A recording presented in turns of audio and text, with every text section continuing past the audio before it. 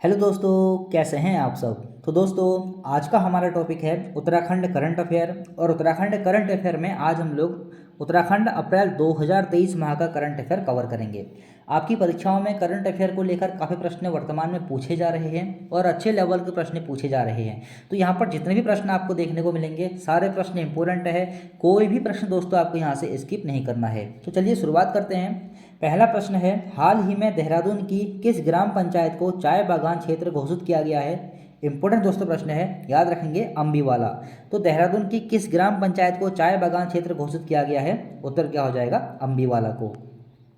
अगला प्रश्न है, हाल ही में 3 दिवसीय मिलेट्स सम्मेलन का आयोजन कहाँ किया गया, तो कहाँ किया गया है, मसूरी में। अगला प्रश्न है, हाल ही में G20 वैज्ञानिक सलाहकार सम्मेलन का आयोजन उत्तराखंड में कहाँ किया गया। या फिर दोस्तों ऐसे प्रश्न ये पूछ सकता है कि उत्तराखंड में G20 की पहली बैठक कहाँ हुई, तो आपका उत्तर क्या हो जाएगा। अब ये पहली बैठक कहाँ होती है, रामनगर में। अगर आपसे डेट पूछ ले कि ये मतलब कौन सी डेट में हुआ, तो 26 से 28 मार्च तक ये सम्मेलन चला। और अगर ये पूछ ले आपसे कि जो ये रामनगर में जो G20 की बैठक हुई थी इसका विषय क्या था, तो वैज्ञानिक सलाहकार सम्मेलन था ये। वहाँ तो आपसे प्रश्न सीधे ऐसा बनेगा कि उत्तराखंड में रामनगर में जो पहली बैठक हुई थी G20 की, उसका विषय क्या था, किस चीज़ को लेकर वो बैठक हुई थी, तो वैज्ञानिक सलाहकार सम्मेलन था। ये आपको पता होना चाहिए, डेट आपको पता होनी चाहिए 26 से 28 मार्च 2023 और जगह रामनगर।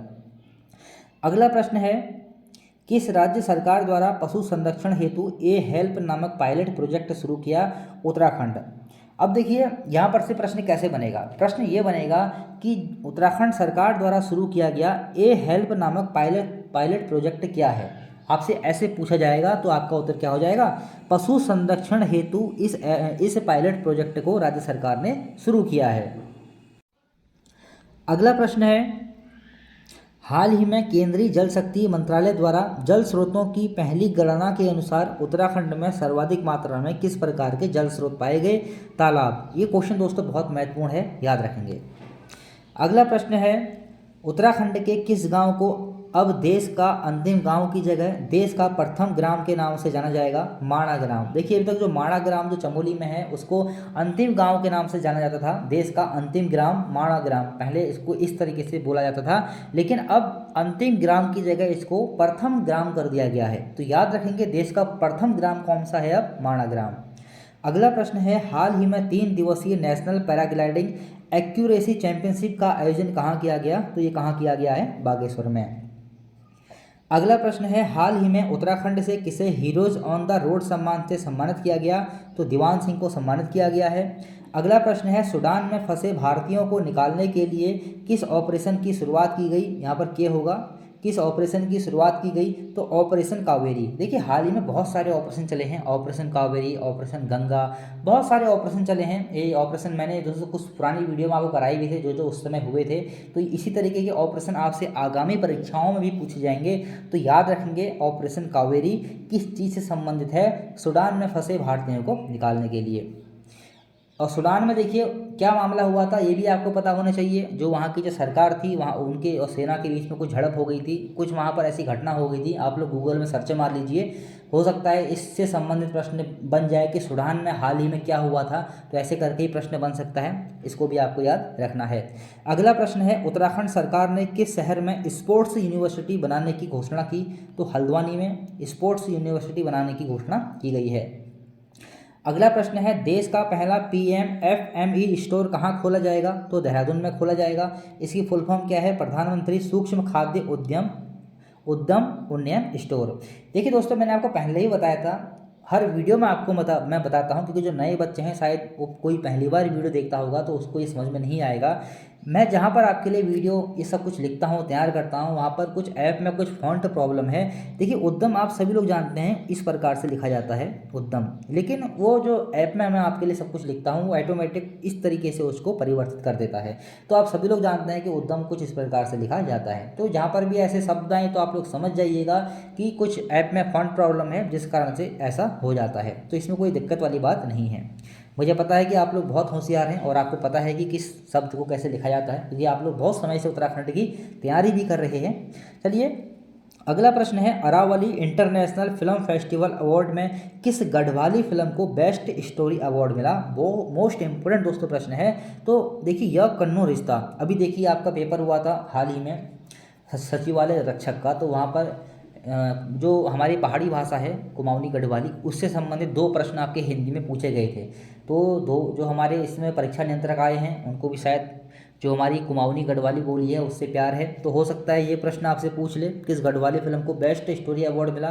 तो यह कन्नू रिश्ता। अब यहाँ पर से एक बात आपको और याद रखनी है, यह पूर्व मुख्यमंत्री रमेश पोखरियाल निशंक के उपन्यास छूट गया पड़ाव पर बनी फिल्म है। ये क्वेश्चन भी महत्वपूर्ण है। तो यह कन्नू जो रिश्ता जो फिल्म बनी है, जो रमेश पोखरियाल निशंक जी का उपन्यास है छूट गया पड़ाव, इस ही उपन्यास पर यह फिल्म बनी है। चलिए अगला प्रश्न क्या है, राज्य का पहला माउंटेन म्यूजियम या पर्वतीय संग्रहालय और तारामंडल संस्थान कहाँ खोला जाएगा? तो कहाँ खोला जाएगा? पौड़ी जनपद में। अगला प्रश्न है, हाल ही में उत्तराखंड के किस कैबिनेट मंत्री का निधन हो गया? तो देखिए चंदन रामदास जी का निधन हो गया है। ये बागेश्वर विधानसभा सीट से निर्वाचित सदस्य थे। तो ये क्वेश्चन दोस्तों महत्वपूर्ण है, पूछ सकता है आपसे चंदन रामदास जी के बारे में, इनका हाल ही में निधन हो गया है। अगला प्रश्न है, हाल ही में सगंध पौध केंद्र सेलाकुई द्वारा राज्य के किस जिले में सगंध फसलों के सैटेलाइट केंद्र खोले जाने की घोषणा की गई है? तो देखिए चंपावत, पिथौरागढ़ और उत्तरकाशी में। तो देखिए ये आपको याद रखने हैं 3 जनपद, हो सकता है दोस्तों ये प्रश्न आपसे पूछ ले। अगला प्रश्न है, उत्तराखंड से किसे सावित्रीबाई फुले प्रशंसा अवार्ड 2023 से सम्मानित किया गया? तो देखिए प्रोफेसर शशिकला पांडे। ये क्वेश्चन दोस्तों महत्वपूर्ण है आने वाली परीक्षाओं के लिए।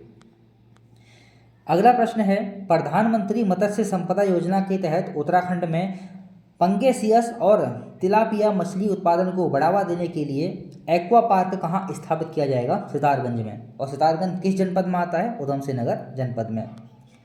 अगला प्रश्न है, हाल ही में किस जनपद में दसाई थल महोत्सव का आयोजन किया गया? तो देखिए पिथौरागढ़ में इसका आयोजन किया गया है।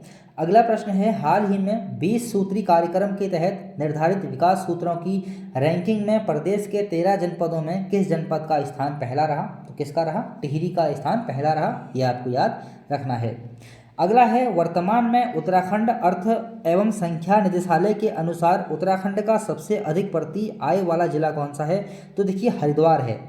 तो इकाई, ढाई, सैकड़ा, हजार, 10,000, लाख, 3,62,688 इसकी प्रति व्यक्ति आय है हरिद्वार जनपद की। और सबसे कम रुद्रप्रयाग 93,160 रुपये। तो ये आपको याद रखने हैं, दोनों प्रश्न बहुत महत्वपूर्ण हैं, आने वाली परीक्षाओं के लिए मोस्ट इंपोर्टेंट दोस्तों प्रश्न रहने वाले हैं। हरिद्वार और रुद्रप्रयाग, हो सकता है इनकी प्रति व्यक्ति आय आपसे पूछ ले। 3,62,688 हरिद्वार की है और 93,160 जो है वो कहाँ की है? रुद्रप्रयाग की है। अगला प्रश्न है, दुनिया की सबसे छोटी तितली ग्राम ज्वेला उत्तराखंड के किस जिले में पाई गई? तो कहाँ पाई गई है? पिथौरागढ़ जिले में। अगला प्रश्न है, देश के पहले CDS जनरल बिपिन रावत की मूर्ति का अनावरण उत्तराखंड में कहाँ किया गया है?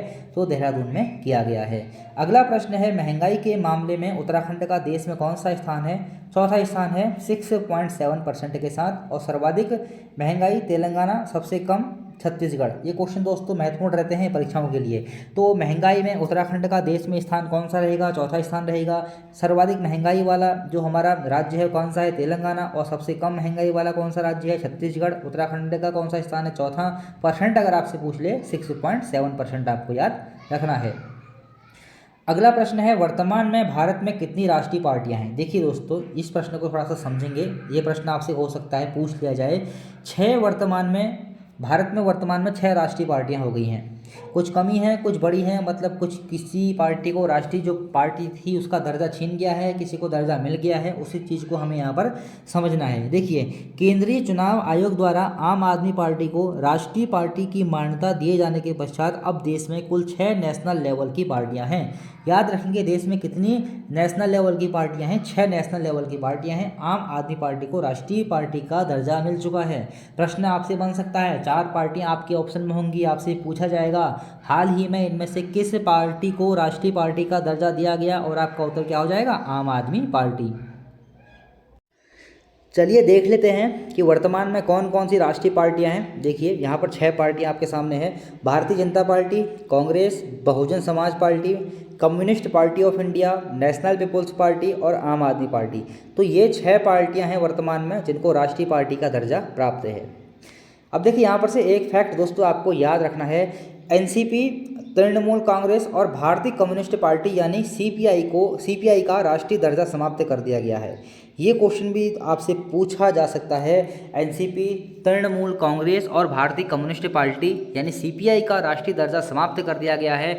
इसके अलावा मणिपुर की पीडीए, पुदुचेरी की पीएमके, उत्तर प्रदेश की आरएलडी, आंध्र प्रदेश की बीआरएस, पश्चिम बंगाल की आरएसपी और मिजोरम की एमपीसी से राज्य दलों का दर्जा वापस ले लिया गया है। ये जो राज्य दल वाले हैं इनका तो इतना महत्वपूर्ण नहीं है। जो राष्ट्रीय दल हैं वो आपको याद रखने हैं, जैसे कि एनसीपी, तृणमूल कांग्रेस और भारतीय कम्युनिस्ट पार्टी यानी कि सीपीआई। तो ये आपको याद रखने हैं। चलिए देख लेते हैं आगे। अगला प्रश्न है 2022 की गणना के अनुसार भारत में बाघों की संख्या कितनी है? तो कितनी है? 3167। अगला प्रश्न है उत्तराखंड उच्च न्यायालय के नए रजिस्ट्रार जनरल कौन बने हैं? तो कौन बने हैं? अनुज कुमार संगल। ये भी दोस्तों महत्वपूर्ण प्रश्न है, याद रखेंगे। अगला प्रश्न है इंडिया जस्टिस रिपोर्ट 2022 के अनुसार न्याय दिलाने के मामलों में 18 बड़े राज्यों में उत्तराखंड का कौन सा स्थान है? 14वां।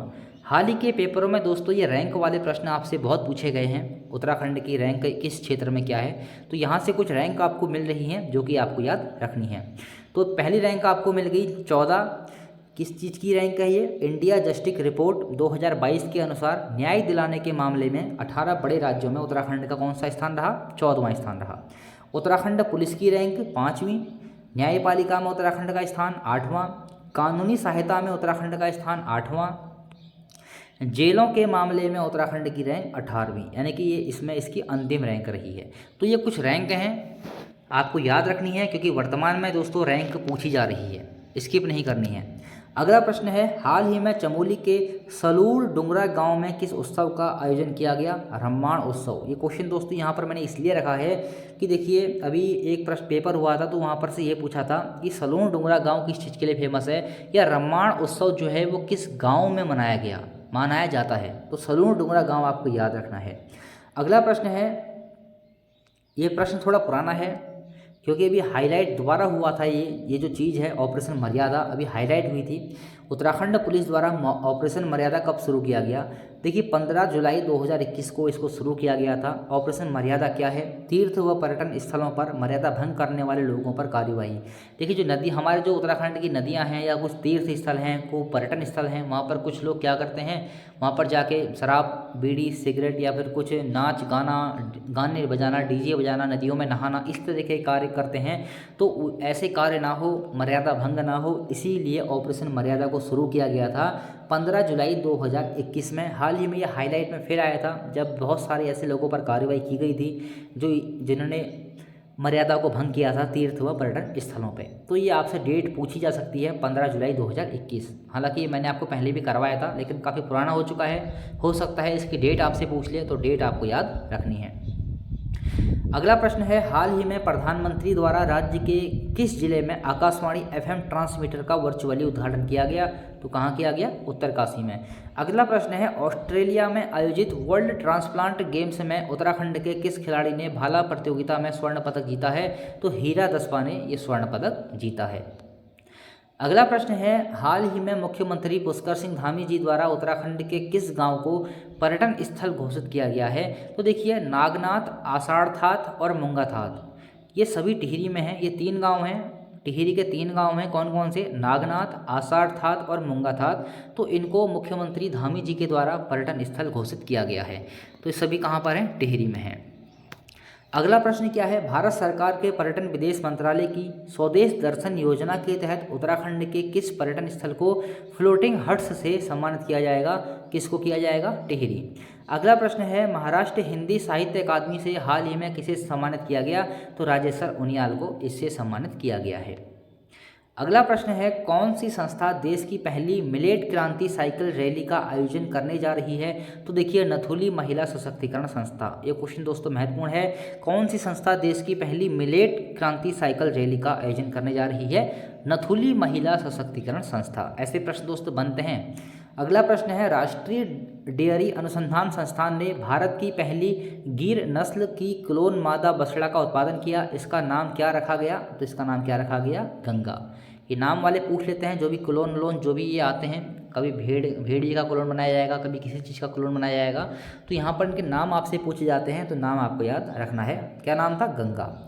हाल ही में उत्तराखंड के किस जिले में नए एफएम ट्रांसमीटर का उद्घाटन किया गया? ये तो मैंने अभी आपको बताया, चलिए दोबारा रिपीट हो गया, कोई बात नहीं, उत्तरकाशी इसका उत्तर रहेगा। अगला प्रश्न है, बैणी सेना प्रोजेक्ट का संबंध किससे है? तो ये क्वेश्चन दोस्तों महत्वपूर्ण है। बैणी सेना प्रोजेक्ट का संबंध किससे है? स्वच्छता से। बैणी उत्तराखंड में बहनों को कहा जाता है। जो उत्तराखंड की जो भाषा रहती है, बैणी या गढ़वाली में बैणी इस तरीके से बोला जाता है, कुमाऊनी में बैनी बोला जाता है, तो थोड़ा सा फर्क है कुमाऊनी और गढ़वाली की जो भाषा में। तो बैणी सेना प्रोजेक्ट का संबंध किससे है? स्वच्छता से। अगला प्रश्न क्या है, हाल ही में किसने Uttarakhand Mrs haute monde India world wide 2023 का खिताब जीता? तो किसने जीता? कनिका ने। अगला प्रश्न है, हाल ही में उत्तराखंड के किस कैबिनेट मंत्री का निधन हुआ? तो अभी मैंने आपको बताया, चंदन रामदास जी का। परिवहन मंत्रालय था इनके पास। बागेश्वर की विधानसभा सीट से ये एक निर्वाचित सदस्य से, इनका निधन हो गया है और परिवहन मंत्रालय इनके पास था, तो आपको याद रखना है।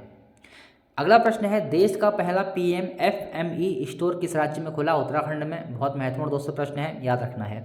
उत्तराखंड सरकार द्वारा पॉली हाउस बनाने के लिए कितने रुपये का बजट दिया गया? यहाँ पर रुपये ऐड कर लेना, कितने रुपये का बजट दिया गया? तो 304 करोड़ रुपए का बजट यहाँ पर पेश किया गया है। किस चीज़ के लिए? पॉली हाउस बनाने के लिए। अगला प्रश्न है, उत्तराखंड के किस जिले में ब्लाइंड क्रिकेट टूर्नामेंट का आयोजन किया गया? तो कहाँ किया गया है? हरिद्वार में। ये दोस्तों बहुत महत्वपूर्ण प्रश्न है, याद रखना है।